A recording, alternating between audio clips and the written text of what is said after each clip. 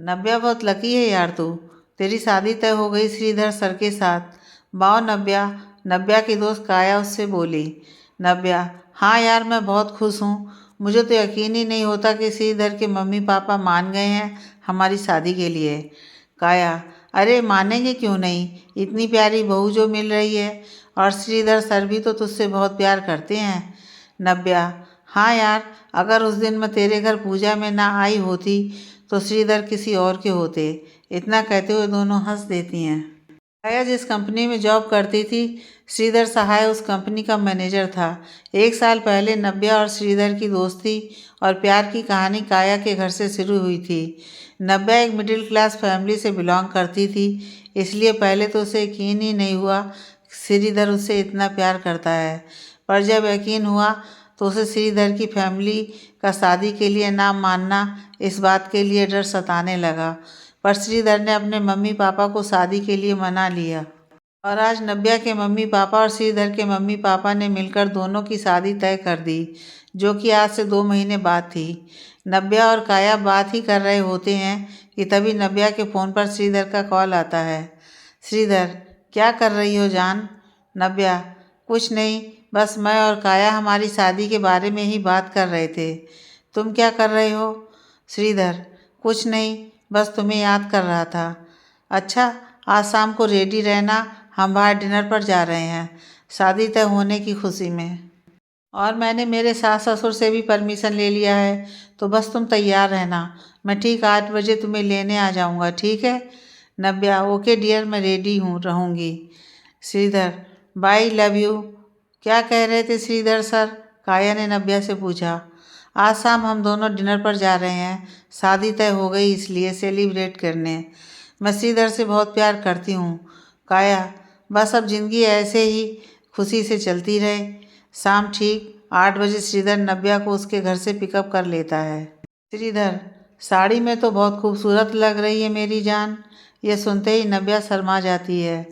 तुम जब ऐसे शर्माती हो तो मुझे तुम पर और ज़्यादा प्यार आता है। श्रीधर गाड़ी चलाते हुए नव्या से बोल रहा था। नव्या, श्रीधर, मैं भी तुमसे बहुत प्यार करती हूँ। प्लीज़ मुझे कभी छोड़ के मत जाना। I love you so much. Shridhar, I love you too dear.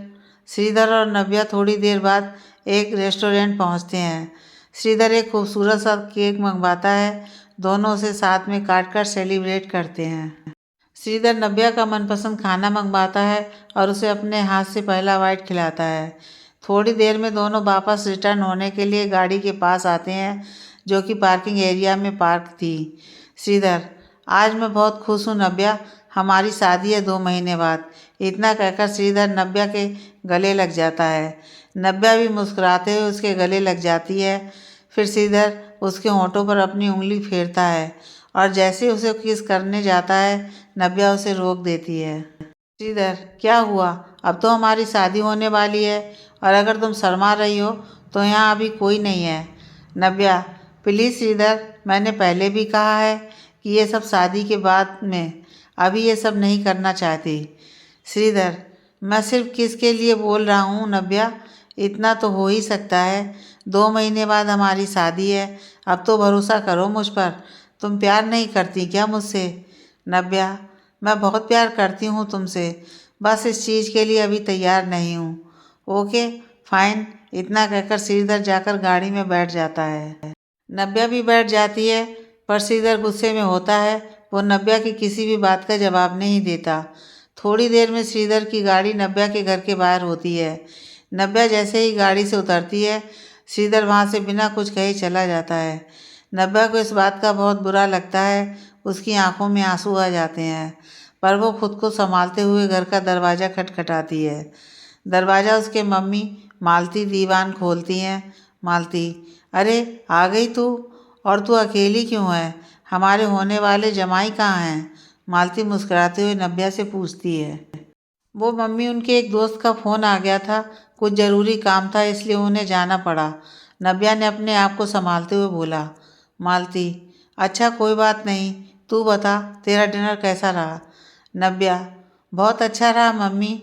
ठीक है, अब मैं सोने जा रही हूँ। इतना कहकर वो अपने कमरे में आकर दरवाज़ा बंद कर लेती है और श्रीधर को फ़ोन करती है, पर श्रीधर बार बार फ़ोन काट देता है।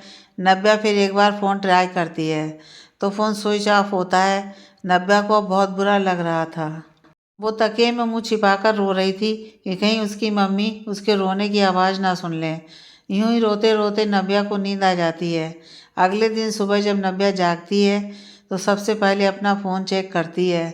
उसे यकीन था कि श्रीधर ने उसे बाद में कोई कॉल या मैसेज तो ज़रूर किया होगा, पर उसका यकीन तब टूटा जब उसने देखा कि उसके मोबाइल के स्क्रीन पर ना श्रीधर का कोई मिस कॉल था, ना ही मैसेज। उसने अपना नेट ऑन किया तो व्हाट्सएप पर भी उसका कोई मैसेज नहीं था, जबकि उसका लास्ट सीन 5 मिनट पहले का ही था। नव्या ने जल्दी से श्रीधर को कॉल किया पर उसने कॉल नहीं उठाया। फिर उसने व्हाट्सएप पर मैसेज किया पर वो ऑनलाइन नहीं था। नव्या ने सोचा कि श्रीधर काम में होंगे इसलिए फ़ोन नहीं उठा रहे हैं, जब फ्री होंगे तो ज़रूर कॉल करेंगे। ये सोचकर नव्या फ्रेश होने चली गई। सुबह के 11 बज चुके थे पर अभी तक श्रीधर का फ़ोन नहीं आया। नव्या ने फिर व्हाट्सएप चेक किया तो उसका लास्ट सीन 10:50 का था। श्रीधर ने उसका मैसेज सीन ही नहीं किया था। उसे बहुत दुख हुआ। उसने फिर से श्रीधर को कॉल किया। इस बार श्रीधर ने फ़ोन उठा लिया। श्रीधर, हाँ बोलो, क्या बात है नव्या? श्रीधर, तुम मेरा फ़ोन क्यों नहीं उठा रहे थे, न मेरे मैसेज का जवाब दे रहे हो? कल रात को भी फ़ोन स्विच ऑफ कर दिया तुमने। इतने नाराज़ हो मुझसे? श्रीधर, ऐसी कोई बात नहीं है, मुझे थोड़ा काम है अभी, इसलिए मैं तुम्हें थोड़ी देर में कॉल करता हूँ। ये कहकर श्रीधर फ़ोन रख देता है। नव्या सोचती है कि शायद उसने उसे डिस्टर्ब कर दिया, वरना वो तो रोज़ सामने से फ़ोन पर बात करता है। तभी नव्या की मम्मी कमरे में आती हैं। क्या हुआ है तुझे? सुबह से कमरे से बाहर क्यों नहीं निकली और तेरी आंखें इतनी लाल क्यों हैं? नव्या, कुछ नहीं माँ, देर तक श्रीधर से फ़ोन पर बात कर रही थी इसलिए नींद पूरी नहीं हुई।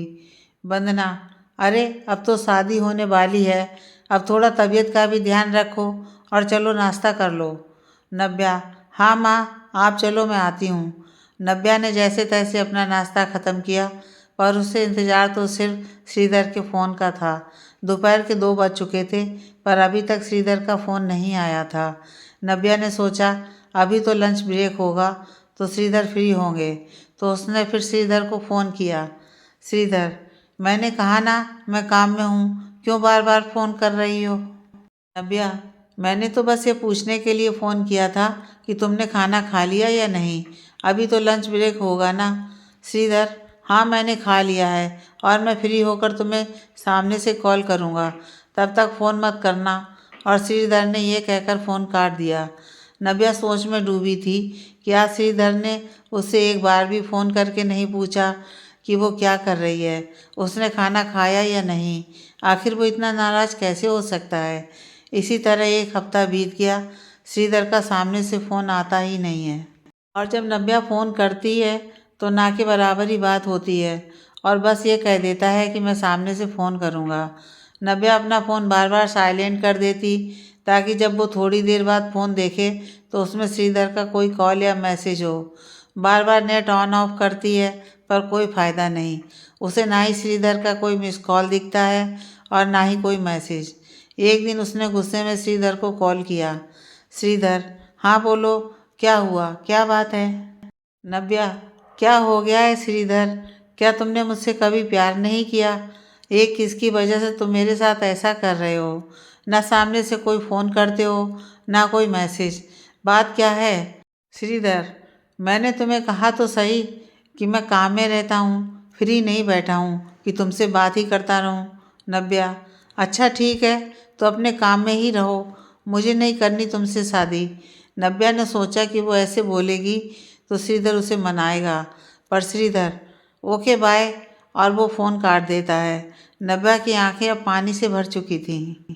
उसे श्रीधर के इस तरह के जवाब का बिल्कुल अंदाज़ा नहीं था। उसने थोड़ी देर बाद काया को फ़ोन किया। काया, हाँ बोल नव्या, क्या हुआ? नव्या, वो श्रीधर मेरा फ़ोन नहीं उठा रहे, ज़्यादा काम है क्या? काया, पर श्रीधर सर तो ऑफिस में है ही नहीं, वो तो कहीं बाहर गए हुए हैं, लगता है काम से। नव्या ने सोचा कि शायद श्रीधर काम से बाहर होंगे और ज़्यादा काम के बीच उसका शादी के लिए मना कर देना श्रीधर को नाराज़ कर गया होगा। रात के 11 बज चुके थे। श्रीधर का कोई फ़ोन या मैसेज नहीं आया। नव्या ने खाना भी नहीं खाया और रोते रोते ऐसे ही सो गई। उसकी अचानक रात के 1:30 बजे आँख खुली। उसने फ़ोन देखा पर उसे निराशा ही मिली। उसने श्रीधर की डीपी देखी और रोते हुए उससे कहने लगी, इतने ज़्यादा काम में बिजी हो गए कि अपनी नव्या को अब याद तक नहीं करते। अचानक उसकी नज़र श्रीधर के लास्ट सीन पर गई, जो कि 10 मिनट पहले की थी। उसे लगा शायद श्रीधर जाग रहा है और उसके कॉल का वेट कर रहा है। उसने तुरंत श्रीधर को कॉल किया तो उसे सामने से जवाब मिला, आप जिस नंबर पर बात करना चाहती हैं वो अभी दूसरी कॉल पर व्यस्त है। नव्या पागलों की तरह श्रीधर को बार बार फ़ोन करे जा रही थी, पर फ़ोन व्यस्त ही आ रहा था। उसने फिर उसे कई सारे मैसेज किए, पर श्रीधर मैसेज सीन ही नहीं कर रहा था। नव्या के बार बार फ़ोन करने से श्रीधर ने फ़ोन उठा लिया। श्रीधर, क्या है तुम्हें, क्यों बार बार फ़ोन कर रही हो? नव्या, ये कैसी बात कर रहे हो श्रीधर? मैं तुम्हें फ़ोन नहीं करूँगी तो कौन करेगा? और इतनी रात को तुम किससे बात कर रहे हो और मैं फ़ोन कर रही हूँ, ये जानकर भी तुम फ़ोन नहीं उठा रहे हो मेरा? श्रीधर, जब फ़ोन नहीं उठ रहा था तो फ़ोन ही क्यों कर रही हो? और मैं किससे बात कर रहा हूँ, क्या कर रहा हूँ, इससे तुम्हें कोई मतलब नहीं होना चाहिए। नव्या, ये कैसी बातें कर रहे हो श्रीधर? मैं तुम्हारी होने वाली बीवी हूँ, हमारी शादी होने वाली है। श्रीधर, कौन सी शादी और कैसी बीवी? तुम शायद भूल रही हो कि तुम शादी से मना कर चुकी हो। नव्या, वो तो मैं तुमसे मजाक कर रही थी श्रीधर, तुम मुझसे बात नहीं कर रहे थे इसलिए। श्रीधर, लेकिन अब ये मजाक नहीं, हकीकत है, समझ गई? और अब दोबारा फ़ोन मत करना। इतना कहकर श्रीधर ने फ़ोन काट दिया और जब दोबारा नव्या ने उसे फ़ोन किया तो फ़ोन स्विच ऑफ था। नव्या बाथरूम में गई, नल चालू किया और फिर वो इतनी शिद्दत से रोई कि शायद वो रात का सन्नाटा भी रो गया होगा। उसे यकीन नहीं हो रहा था कि उसका श्रीधर अब बदल चुका था। जो श्रीधर शाम सवेरे उसे खुद फ़ोन किया करता था, आज वो उसके लिए कोई मायने नहीं रखती थी। जिस श्रीधर ने ज़िंदगी भर उसका साथ न छोड़ने का कभी वादा किया था, आज वो उसे सिर्फ दर्द और आंसू दे रहा था। नव्या चीखना चाहती थी, चिल्लाना चाहती थी, पर वो मजबूर थी कि कहीं उसके मम्मी पापा जाग ना जाएं। वो कमरे में तो आ चुकी थी, पर कमरे में सिर्फ उसकी सिसकियां थीं और उसके तकिए का एक कोना पूरी तरह से भीग चुका था। वो बार बार फ़ोन देखती कि शायद अभी श्रीधर का फ़ोन आए, कि वो भी उसके साथ मजाक कर रहा था, पर उसे क्या पता था कि वक्त ने उसके साथ मजाक किया है।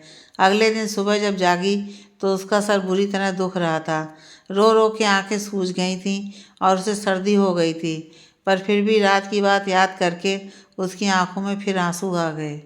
जब उसकी मम्मी कमरे में आई तो वह ब्लैंकेट ओढ़कर सो गई और उन्हें कह दिया कि उसकी तबीयत ठीक नहीं है तो उसे कोई डिस्टर्ब ना करे।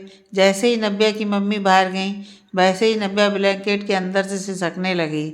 उसने रोते हुए एक बार फिर श्रीधर को फ़ोन किया, कोई जवाब नहीं। दोपहर करीब 12 बजे नव्या को काया का फ़ोन आया। नव्या, हाँ बोल काया, कैसी है? काया, मैं ठीक हूँ यार, पर ये तेरी आवाज़ को क्या हुआ, रो रही है क्या? नव्या, नहीं तो, तू बता कुछ काम था क्या? काया, तेरे और श्रीधर सर के बीच सब ठीक तो है ना? या ऑफिस में कुछ अजीब हो रहा है? नव्या, क्या अजीब हो रहा है? काया, करीब 15 दिन पहले हमारे ऑफिस में एक नई लड़की ने ज्वाइन किया है और अब वो सबको ऐसा बोल रही है कि वो और श्रीधर सर शादी करने वाले हैं। रितिका नाम है उसका। नव्या, ये क्या कह रही है तू यार? तू मेरा एक काम कर, तू श्रीधर से बात कर इस बारे में और उन्हें बोल कि मुझे फ़ोन करें प्लीज़। ओके, कहकर काया फ़ोन रख देती है। अब काया के फ़ोन का इंतज़ार करना नव्या के लिए मुश्किल हो रहा था। थोड़ी देर बाद काया का फ़ोन आया। नव्या, क्या बोला श्रीधर ने? काया, काया, यार वो। नव्या, क्या वो? काया, अब नव्या के हाथ पैर काँप रहे थे। अजीब सी बेचैनी हो रही थी उसे। काया, यह बात सच है नव्या, रितिका और श्रीधर सर शादी करने वाले हैं और उन्होंने ये भी कहा है कि वो तुझसे अब प्यार नहीं करते और आगे से दोबारा तू उन्हें फ़ोन ना करे। उन्होंने उनके घर पर भी बता दिया है कि उन्हें अब रितिका पसंद है और उनकी फैमिली शादी के लिए मान गई है। ये सुनते ही नव्या धक से बेड पर बैठ जाती है। वो पत्थर की तरह एक जगह बैठ चुकी थी। पर फिर उसने फिर काया को फ़ोन किया। प्लीज़ एक बार श्रीधर को बोल कि मुझसे मिल लें, तेरे घर पर बस एक बार। काया के ज़्यादा मनाने से श्रीधर नव्या से मिलने के लिए तैयार हो गया। जब श्रीधर काया के घर गया तो वहाँ सिर्फ काया और नव्या थे। श्रीधर को देखते ही काया बाहर चली गई। श्रीधर, हाँ बोलो, क्या बात करनी है तुम्हें? नव्या, ये सब क्या है श्रीधर? तुमने काया को ये कहा कि तुम मुझसे प्यार नहीं करते, किसी और से करते हो और उससे शादी कर रहे हो। श्रीधर, हाँ तो इसमें गलत क्या बोला? मैं नहीं करता तुमसे प्यार और अब मैं रितिका से शादी कर रहा हूँ। नव्या, तुम मजाक कर रहे हो ना श्रीधर? मुझे जानबूझकर सता रहे हो ना? देखो मैं नाराज़ हो जाऊंगी। श्रीधर, मैं मजाक नहीं कर रहा। अगले हफ्ते मेरी और रितिका की शादी है और अब अच्छा होगा कि तुम भी मुझे भूल जाओ। नव्या ने यह सुनते ही श्रीधर के पैर पकड़ लिए। नहीं श्रीधर, ऐसा मत बोलो। मैं तुमसे बहुत प्यार करती हूँ और तुम्हारी होने वाली पत्नी तो मैं हूँ। हमने साथ मिलकर कितने सपने देखे थे। तुम मुझे ऐसे नहीं छोड़ सकते श्रीधर। श्रीधर, सपने वही हैं, बस अब वो रितिका के साथ पूरे होंगे। और तुम अपनी फैमिली को ये भी बता देना कि अब मैं तुमसे शादी नहीं कर रहा। नहीं श्रीधर, प्लीज़ ऐसा मत बोलो। आखिर क्या कमी रह गई मेरे प्यार में? तुम मुझे इस तरह नहीं छोड़ सकते। नव्या रोते हुए श्रीधर से बोल रही थी। श्रीधर, तुमने मुझसे प्यार किया ही कब? कभी मेरी खुशी नहीं देखी, कभी मुझ पर भरोसा नहीं किया। जब भी तुमसे प्यार मांगा तुमने सिर्फ ना ही कहा। लेकिन रितिका ने मेरी हर खुशी, मेरी हर इच्छा की पूरा किया और मुझ पर भरोसा भी। नव्या, ये तुम क्या कह रहे हो श्रीधर? मतलब तुम लोग?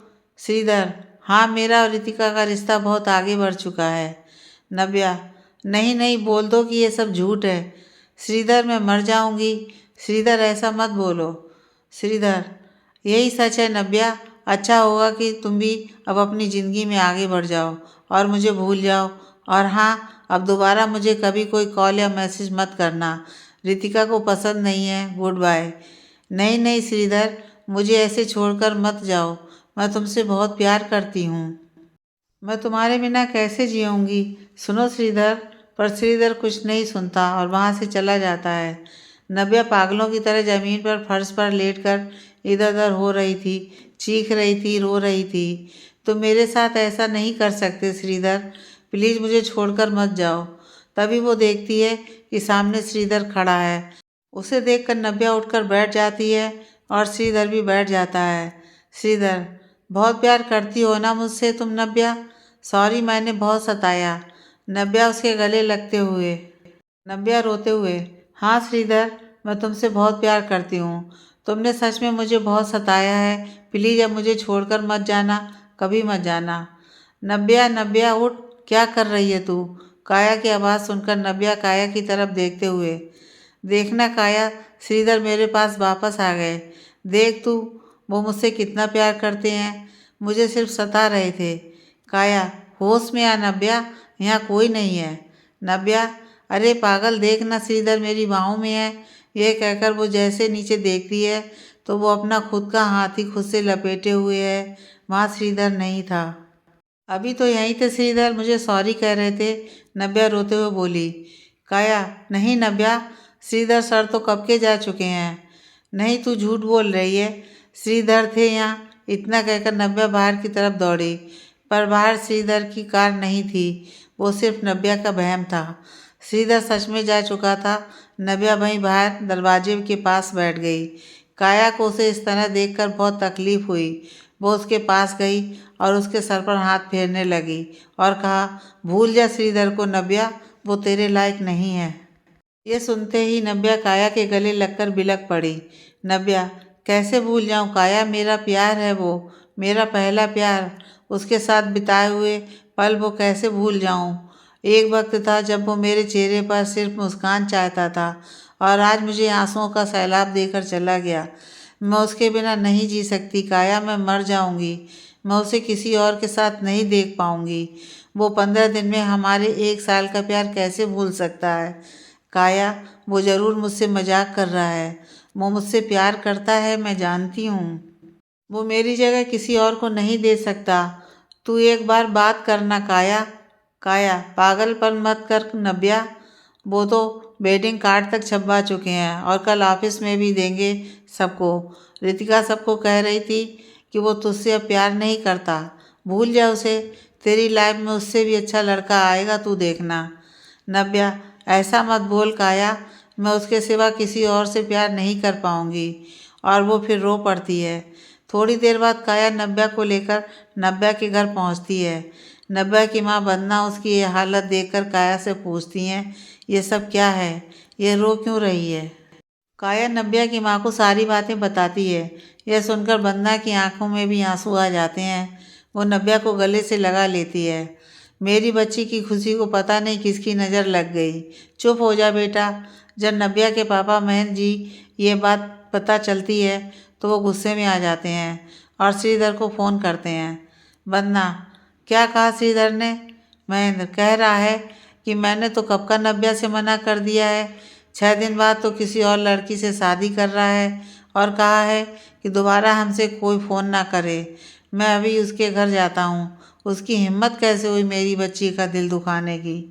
नव्या, नहीं पापा प्लीज़ आप वहाँ मत जाइए, उसे कुछ मत कहिए। वो चाहता है ना कि मैं उसे परेशान ना करूँ तो ठीक है, आज के बाद मैं उसे कभी कोई फ़ोन या मैसेज नहीं करूँगी। नव्या के हर दिन रोने में ही गुजर रहे थे। वो ना ठीक से खाना खा रही थी और ना ही किसी से बात कर रही थी। अपने कमरे में ही रहती। वो दिन भी आया जब श्रीधर ने शादी कर ली। वो दिन नव्या के लिए बड़ा ही बेरहम निकला।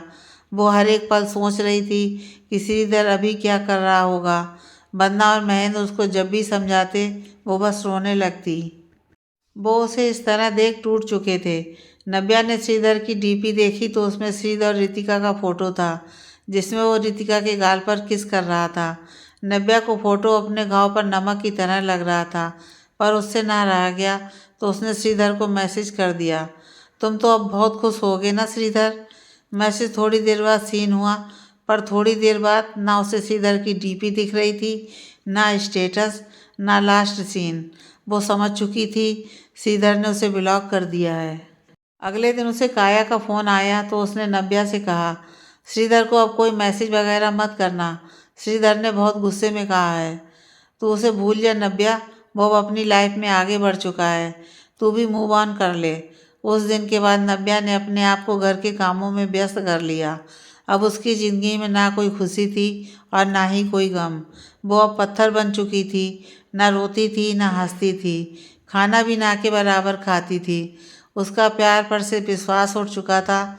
बहुत रिश्ते आए उसके लिए, पर वो कहती कि उसे शादी ही नहीं करनी। बस शाम को जाकर पास वाले गार्डन के पास जाकर बैठ जाती। तभी उसकी मुलाकात एक बुजुर्ग महिला से हुई। दोनों एक दूसरे के घर की बातचीत करते और थोड़ी देर बाद विदा ले लेते। एक दिन नव्या के घर की बेल बजी तो वंदना ने दरवाज़ा खोला। महेंद्र भी उस दिन घर पर ही थे। उनके घर पर वही बुजुर्ग महिला आई थी जो नव्या को गार्डन में रोज़ मिलती थी। ये बात खुद उन्होंने वंदना को बताई। वंदना ने उन्हें अंदर आकर बैठने को कहा। जी, मेरा नाम नलिनी मल्होत्रा है, मैं आपसे एक ज़रूरी बात करने आई हूँ। महेंद्र, जी बोलिए, क्या बात है। तब तक वंदना भी उनके लिए पानी लेकर आ गई थी। नलिनी, जी मैं आपकी बेटी नव्या का हाथ मेरे नाती के लिए मांगने आई हूँ। वो इतना कहते ही कि तब तक एक लड़का उनके घर के दरवाजे पर आकर, जी मैं अंदर आ सकता हूँ। महेंद्र और वंदना की नज़र उस पर पड़ती है और जो सामने खड़ा था वो नलिनी मल्होत्रा का नाती स्वराज मल्होत्रा था। नलिनी ने स्वराज का परिचय वंदना और महेंद्र से करवाया। नलिनी, ये मेरा नाती है स्वराज, और इसी के लिए आपकी बेटी नव्या का हाथ चाहिए।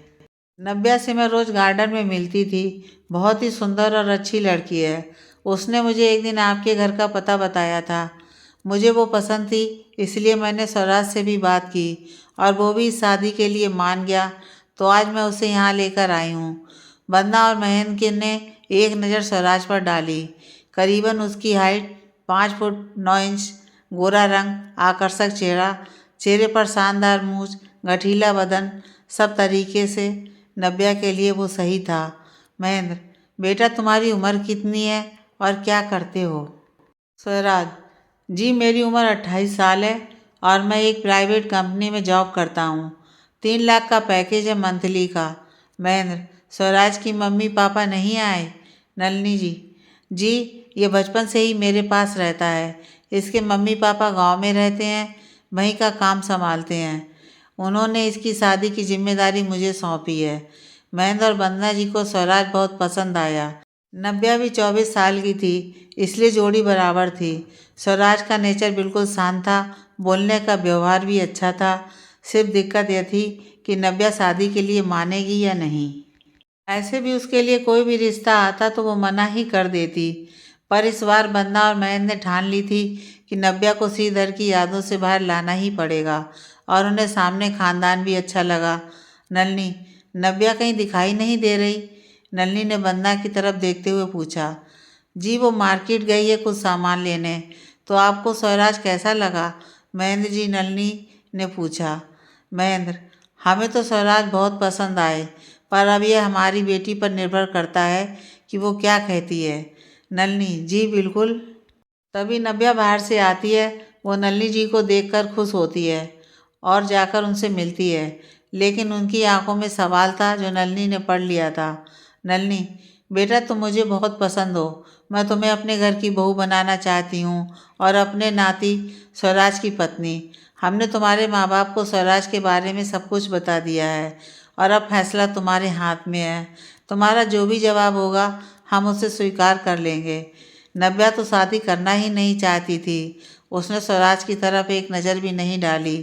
दूसरी तरफ स्वराज नव्या को देख रहा था। नव्या को नलिनी जी को सामने से ना बोलना सही नहीं समझा और वो सोचकर जवाब देगी ये कह दिया। नलिनी जी अपना कांटेक्ट नंबर उन्हें देकर जा चुकी थी। नलिनी और स्वराज के जाने के बाद नव्या ने साफ इनकार कर दिया शादी से, पर वंदना और महेंद्र के बहुत मनाने से आखिरकार मन मारकर वो मान ही गई। लेकिन उसने कहा कि इस शादी में किसी को न बुलाया जाए और बेहद सिंपल तरीके से शादी होगी। स्वराज और नलिनी भी इसके लिए तैयार हो गए। मुहूर्त भी 15 दिन बाद का था और वो दिन भी आया और शादी भी हो गई। शादी से पहले नव्या ने किसी भी तरीके की बातचीत स्वराज से नहीं की थी। खैर, शादी भी हो गई और नव्या ससुराल भी आ गई। नव्या सिर्फ नलिनी की खातिर चेहरे पर बनावटी मुस्कान रखती, पर वो अंदर से दुखी थी, क्योंकि वो किसी बंधन में बंधना नहीं चाहती थी।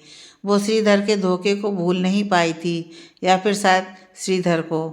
2 BHK का पर काफ़ी शानदार घर था वो। नलिनी उसे स्वराज के कमरे में ले गई। नलिनी, ये अब से तुम्हारा घर है नव्या। तो कोई भी दिक्कत हो या किसी भी चीज़ की ज़रूरत हो तो बेझिझक कहना, और मैं और स्वराज हमेशा हैं तुम्हारे लिए, ठीक है? नव्या जी, नानी जी। नलिनी कमरे से बाहर चली गई। नव्या ने सोच ही रखा था कि वह स्वराज को अपने करीब नहीं आने देगी। वो किसी और से कभी प्यार नहीं करेगी। थोड़ी देर बाद स्वराज कमरे में आता है। उसके आते ही नव्या थोड़ी असहज महसूस करने लगी। वो बेड पर बैठी हुई थी।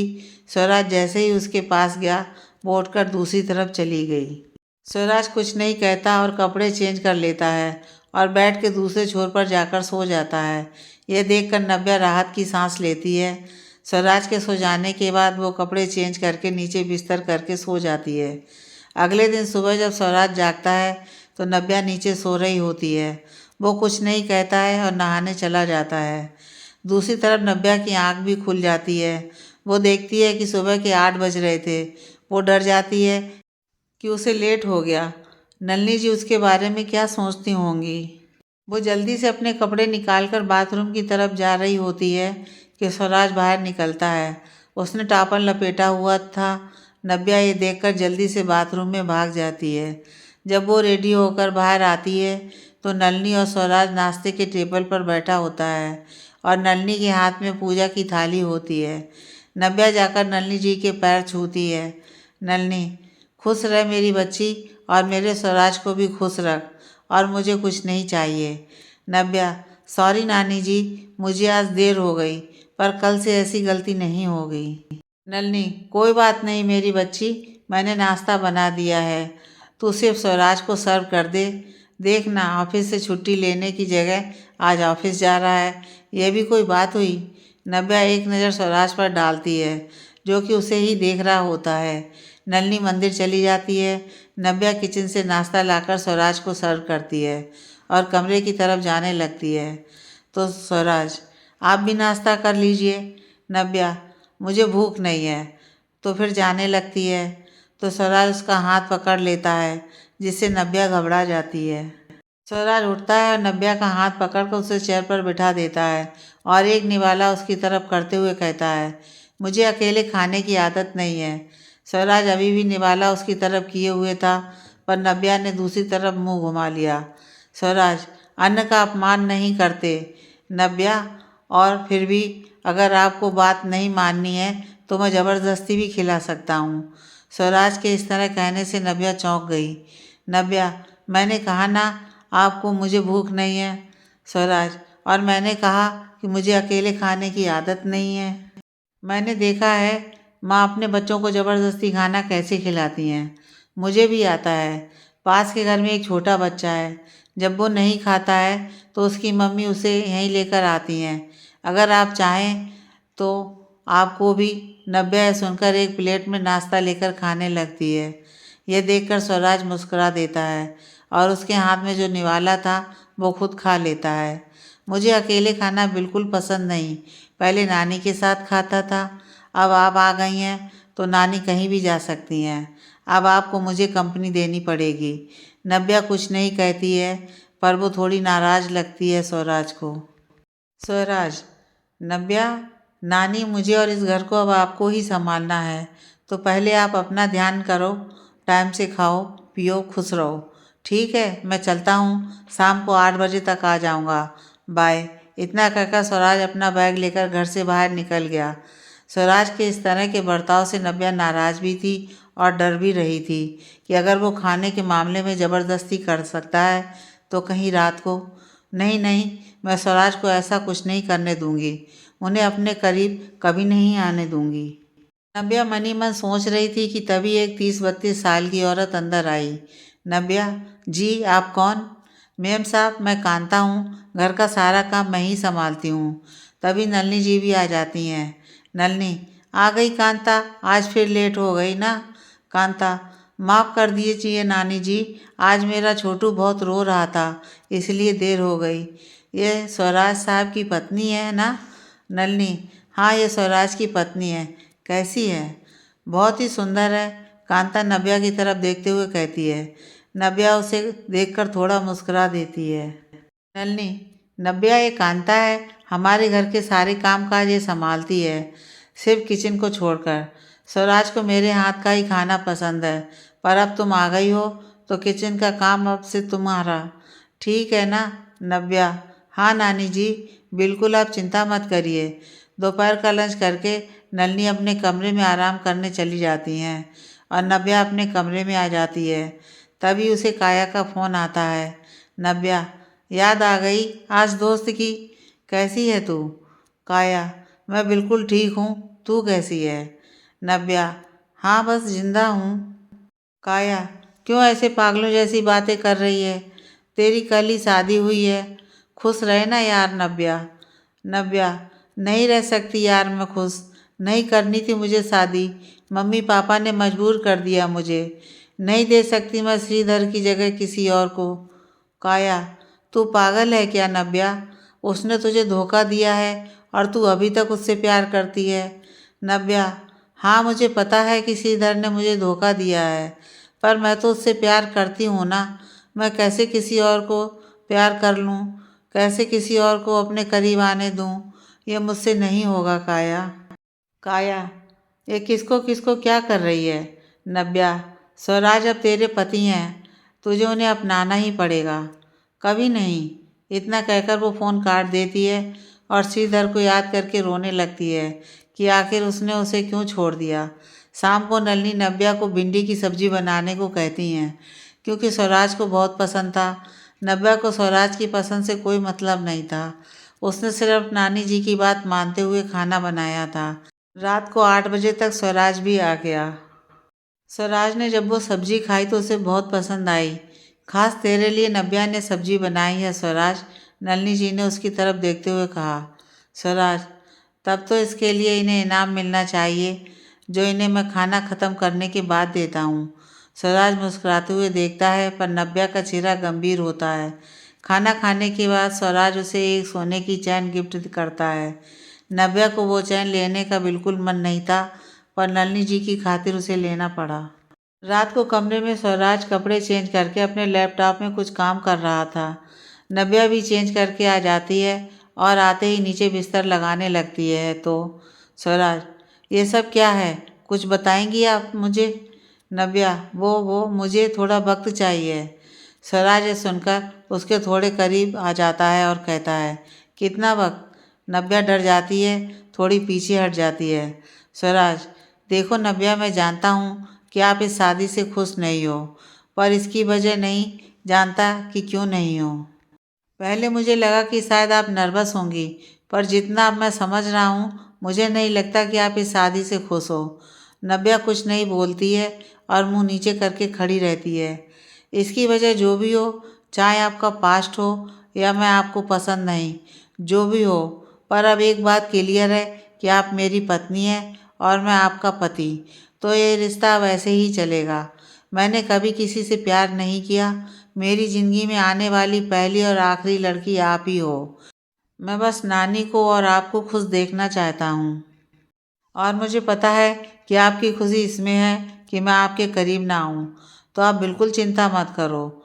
जब तक आप खुद मुझे अपने पास नहीं आने दोगी, तब तक मैं आपके पास नहीं आऊँगा। कभी भी आपके साथ कोई ज़बरदस्ती नहीं करूँगा।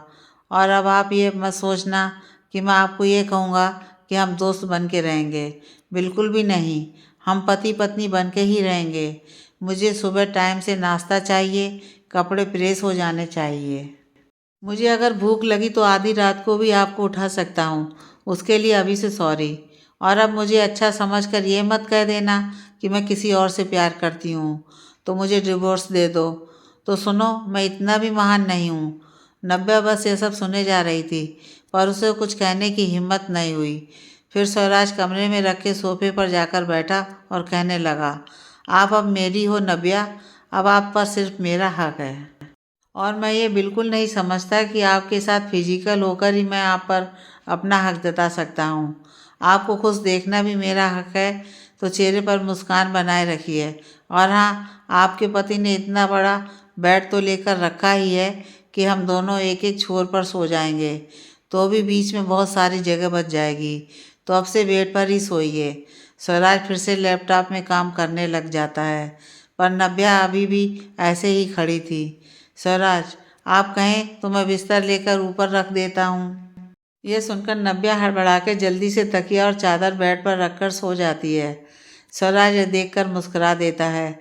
अगले दिन सुबह नव्या जल्दी उठ गई, नाश्ता बनाया और स्वराज के कपड़े भी प्रेस कर दिए। जब स्वराज उठा तो नव्या कमरे में नहीं थी। उसने नव्या को आवाज़ दी, नव्या जी कहिए, क्या बात है? स्वराज, कुछ नहीं, बस आपका चेहरा देखना था ताकि दिन अच्छा बीते। इतना कहकर वो बाथरूम में चला गया। नव्या को उसकी ये बातें समझ नहीं आ रही थी। वो बस इस बात से खुश थी कि स्वराज उससे दूर रहेगा। नव्या अपना बेडशीट ठीक करने लगी। कुछ ही देर में स्वराज नहाकर आ गया। उसे ऐसे टॉवल में देखकर नव्या बाहर जाने लगी। तो स्वराज, कहाँ जा रही हैं आप? कपड़े प्रेस हो गए? यहाँ कहीं दिखाई नहीं दे रहे। नव्या अलमारी में से प्रेस किए हुए कपड़े स्वराज को निकाल कर देती है और फिर से बाहर जाने लगती है। स्वराज, अरे अर्धांगिनी जी रुकिए, बाहर आपको कुछ काम है क्या? आपके पति यहाँ हैं। नव्या जी, वो आपको कपड़े पहनने होंगे ना, इसलिए बाहर जा रही थी। स्वराज, तो उसमें क्या हो गया, मुंह घुमाकर खड़ी हो जाओ आप। मुझे भी अपनी इज्जत की पड़ी है, आपके सामने ही टॉवल थोड़ी खोल दूंगा। यह सुनते ही नव्या मुंह चढ़ाकर अपना मुंह दूसरी तरफ करके खड़ी हो जाती है। स्वराज को इस बात पर हंसी आती है, पर वो कंट्रोल कर लेता है। कपड़े पहनने के बाद हाँ, अब आप मुड़ सकती हैं। नव्या, अब आपको मुझसे कुछ काम है या मैं बाहर जाऊं? स्वराज, क्यों अर्धांगिनी जी, यहाँ आपको कुछ दिक्कत हो रही है? जब तक आपका पति कमरे में है तब तक आप यहीं रहेंगी। और ये आज की बात नहीं, हर दिन की बात है। यह सुनकर नव्या को स्वराज पर गुस्सा आ रहा था, पर वो ये सोचकर कंट्रोल कर ली कि कहीं उसके गुस्से के चक्कर में स्वराज अपना वादा न तोड़ दे। आपको टाई बांधनी आती है? स्वराज ने नव्या की तरफ देखते हुए पूछा। नव्या ने बिना उसकी तरफ देखे उसे मना कर दिया। स्वराज, तो यहाँ आइए, आपको मैं सिखाता हूँ।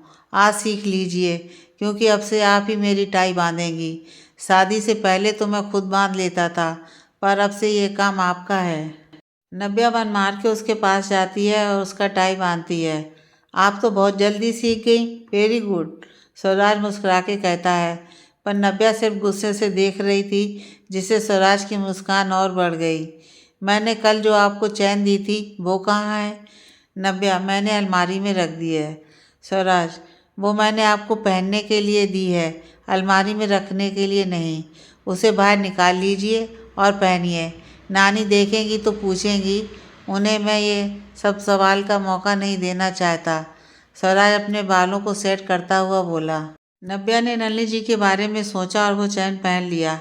हमारे नाम का मंगलसूत्र और चैन आपके गले में शोभा बढ़ा रहा है, पर फिर भी एक चीज़ की कमी है। क्या? नव्या ने चिढ़ते हुए पूछा। स्वराज ने सिंदूर की डिब्बी में से थोड़ा सा सिंदूर लिया और नव्या की बिंदी के नीचे छोटा सा टीका लगा दिया। अब आप बिल्कुल परफेक्ट लग रही हैं। नव्या अब गंभीर चेहरे से स्वराज को देख रही थी। उसे ऐसा बिल्कुल अच्छा नहीं लग रहा था, पर वो मजबूर थी। हर नाश्ते के टेबल पर नलिनी जी स्वराज को कहती हैं कि वो नव्या को रस्म के तौर पर अभी उसके मायके छोड़ आए और शाम को ले आए। स्वराज नव्या को लेकर उसके घर पहुंचता है। बंदा और महन दोनों उसे देखकर खुश होते हैं। नव्या अभी अपनी मम्मी पापा से नाराज़ थी, इसलिए मुंह फुलाए खड़ी थी। स्वराज, अर्धांगिनी जी, आपको मेरे साथ मम्मी पापा के पैर छूने चाहिए। अब आपकी शादी हो गई है और मुझे बिल्कुल पसंद नहीं है कि कोई बड़ों का आदर ना करे। यहाँ आइए और पैर छूइए। नव्या स्वराज के पास जाती है और दोनों एक साथ पैर छूते हैं। यह देखकर बन्ना और महेंद्र बहुत खुश थे। बन्ना, स्वराज बेटा, लंच में क्या खाओगे? बताओ, मैं आपका मनपसंद खाना बना देती हूँ। स्वराज, माँ अभी तो मुझे ऑफिस जाना है, मैं शाम को पक्का डिनर करके जाऊँगा। और प्लीज़ भिंडी बनवाइएगा, मुझे बहुत पसंद है। बन्ना और महेंद्र स्वराज के इतने अच्छे व्यवहार से बहुत खुश थे। ठीक है बेटा, शाम को यही बनेगा, तुम चिंता मत करो। स्वराज, ठीक है नव्या, दोपहर को आपको फ़ोन करूँगा, तो फ़ोन उठा लीजिएगा, मुझे दोबारा कॉल ना करना पड़े। इतना कहकर स्वराज बाहर जाता है तो नव्या भी उसके पीछे जाती है। नव्या, आप हर बात पर ज़बरदस्ती क्यों कर रहे हैं? स्वराज, क्योंकि मैंने सिर्फ फिजिकली आपसे ज़बरदस्ती करने का मना किया है, बाकी सारी बातें तो मैं आपसे मनवा ही सकता हूँ। और इसमें मुझे आप तो क्या, कोई भी नहीं रोक सकता। बीवी हैं आप मेरी। चलता हूँ, शाम तक अपना ध्यान रखना जान। इतना कहकर स्वराज उसे आंख मारता है और चला जाता है। नव्या शॉक्ड हो चुकी थी। स्वराज के जाने के बाद नव्या सीधे अपने कमरे में चली जाती है। वो ये देखकर बन्ना और महेंद्र दोनों ही उसके कमरे में जाते हैं। महेंद्र, अपने माँ बाप से कोई ऐसे नाराज़ रहता है क्या? तुम हमसे बात तक नहीं कर रही। और ये शादी का फैसला गलत नहीं था। स्वराज कितना अच्छा लड़का है, हमारी कितनी इज्जत करता है। नव्या, तो मैंने कब कहा कि वो बुरा है? पर यह ज़बरदस्ती का रिश्ता है जो आप लोगों ने मिलकर करवाया है। और इतना कहकर नव्या रोने लगती है। महेंद्र आगे कुछ बोलते उससे पहले ही वंदना उन्हें बाहर ले जाती है। और वंदना, हमारे कहने से कुछ नहीं होगा, मुझे पूरा यकीन है स्वराज इसे ज़रूर ठीक कर देंगे अपने प्यार से, आप देखना। महेंद्र, हाँ ऐसा ही हो तो अच्छा रहेगा। नव्या कुछ खाती पीती नहीं है, बस कमरे में बैठी रहती है। दोपहर को नव्या काया को फ़ोन करती है, पर उसका फ़ोन नहीं लगता। तभी स्वराज का फ़ोन आता है। नव्या का फ़ोन उठाने का मन तो नहीं था, पर स्वराज सुबह उसे जो कहकर गया था वो उसे अच्छे से याद था, इसलिए उसने फ़ोन उठा लिया। स्वराज, बड़ी देर लगा दी फ़ोन उठाने में, आप कहीं बिजी थी क्या? नव्या, हाँ वो मैं सो रही थी इसलिए। उसने स्वराज से झूठ कहा। स्वराज, खाना खाया आपने? नव्या, हाँ खा लिया। स्वराज, लेकिन हमने अभी माँ को फ़ोन किया था, उनका कहना है आप ना कुछ खा रही हैं ना पी रही हैं। ऐसा क्यों अर्धांगिनी जी? नव्या, बस मुझे भूख नहीं है, मुझे नहीं खाना। स्वराज, देखिए अर्धांगिनी जी, मैं अपना वादा निभा रहा हूँ, आप अपना वादा निभाइए, खाना तो आपको खाना ही पड़ेगा, समझ गई आप? नव्या, ठीक है, अभी खा लेती हूँ, फ़ोन रख के। स्वराज, मैं आपको वीडियो कॉल कर रहा हूँ, रिसीव करके लाउड स्पीकर पर करना और माँ को फ़ोन देना, मुझे काम है। फिर स्वराज के फ़ोन आने के बाद नव्या लाउड स्पीकर पर कर फ़ोन अपनी मम्मी को दे देती है। वंदना, हाँ स्वराज बेटा बोलो, क्या हुआ? स्वराज, माँ मेरी नव्या को भूख लगी है। वो क्या है, जब तक मैं फ़ोन नहीं करता तब तक खाना नहीं खाती है। अब फ़ोन आ गया है तो वो खाना खाएगी। आप बस इतना काम करिए, फ़ोन को इस तरह से सेट कर दीजिए कि इन्हें खाना खाते हुए देख पाऊँ। नहीं माँ, ऐसा कुछ नहीं करेंगी, मुझे नहीं खाना, बस मैंने कह दिया, नव्या गुस्से में कहती है। स्वराज, माँ जरा लाउड स्पीकर ऑफ करके नव्या को फ़ोन देना। नव्या फ़ोन लेकर कमरे में चली जाती है। वो कैमरा अपनी तरफ ना करते हुए सामने दीवार की तरफ रखती है। स्वराज, अर्धांगिनी जी ये क्या है, आप हमारी बात नहीं मान रही और अपना सुंदर सा चेहरा छुपा रही हैं। नव्या, बस ऐसे ही, न मैं खाना खाऊंगी और ना ही आपको मेरा चेहरा देखने की ज़रूरत है। स्वराज, हनीमून पे कहाँ जाना पसंद करेंगी आप? कोई जगह सोची है? कोई ठंडी जगह सोचना, प्यार करने का और भी मज़ा आएगा। वैसे मैंने भी एक जगह सोची है, मैं अभी टिकट बुक करवाता हूँ। यह सुनते ही नव्या के दिल की धड़कन बढ़ जाती है। वो जल्दी से कहती है, मैं खा रही हूँ खाना। स्वराज, वेरी गुड, अब ज़रा खुद ही फ़ोन सेट कर लो और मेरे सामने खाना खाओ और उससे पहले अपना चेहरा दिखाओ। स्वराज ने जैसा कहा नव्या ऐसा ही करती है। ये सब देखकर वंदना और महेंद्र जी हंसने लग जाते हैं। शाम को स्वराज और नव्या वापस घर आते हैं। बाहर तेज बारिश हो रही थी। नानी माँ भी सो चुकी थी। वो दोनों कमरे में जाते हैं और कपड़े चेंज कर लेते हैं। स्वराज खिड़की खोलकर ठंडी हवा के मज़े ले रहा होता है। तभी बिजली की जोरदार आवाज़ आती है तो नव्या डर जाती है। उसके मुंह से जोर से मम्मी शब्द सुनकर स्वराज पीछे देखता है तो नव्या डरकर एक कोने में बैठी होती है, अपने दोनों कानों को अपने हाथों से दबाकर। स्वराज ये देखकर खिड़की बंद कर देता है और ईयरफोन और मोबाइल लेकर उसकी तरफ बढ़ा देता है। नव्या, ये क्यों दे रहे हैं आप? अभी मुझे डर लग रहा है और आप मुझे गाना सुनने को कह रहे हैं। स्वराज, डर लग रहा है इसीलिए तो दे रहा हूँ। अब आपको बाहों में भरकर ये कह सकता हूँ कि डरो मत, मैं हूँ, पर वो तो होने से रहा, तो इससे काम चलाइए। स्वराज मुस्कुराते हुए बोला। नव्या चिढ़ते हुए उसके हाथ से फ़ोन ले लेती है। कुछ देर बाद बारिश बंद हो जाती है पर नव्या की छींक शुरू हो जाती है। वो लगातार छींकती है तो स्वराज, लगता है आपको ठंड की वजह से सर्दी हो गई है। इतना कहकर स्वराज कमरे से बाहर चला जाता है। वहाँ नव्या लगातार छींकती है। 10 मिनट बाद स्वराज अंदर कमरे में आता है। वो नव्या के लिए काढ़ा बनाकर लाता है। स्वराज, ये काढ़ा पी लीजिए, जुकाम ठीक हो जाएगा आपका। नव्या, मैं नहीं पीऊँगी, मुझे दवाई से डर लगता है, तो काढ़ा तो बहुत दूर की बात है। स्वराज, आप बच्ची नहीं हैं नव्या, चुपचाप पी लीजिए वरना जुकाम बढ़ जाएगा। नव्या, हाँ तो मैं बच्ची ही हूँ, मैं नहीं पीऊँगी। इतना कहकर नव्या दूसरी तरफ भागने लगती है। स्वराज कुछ नहीं कहता और कुछ ढूंढने लगता है। नव्या को अजीब लगता है तो वो पूछती है, नव्या, क्या ढूंढ रहे हैं आप अचानक से? स्वराज, मेरी नानी कहती हैं जब मैं छोटा बच्चा था ना तो मुझे भी दवाई पीने से डर लगता था और मैं ना पीने के बहाने इधर उधर भागने लगता था। तब मेरी नानी मेरा हाथ रस्सी से बांध देती थी, फिर एक हाथ से मेरा नाक पकड़ती थी और एक हाथ से मुझे दवाई पिलाती थी।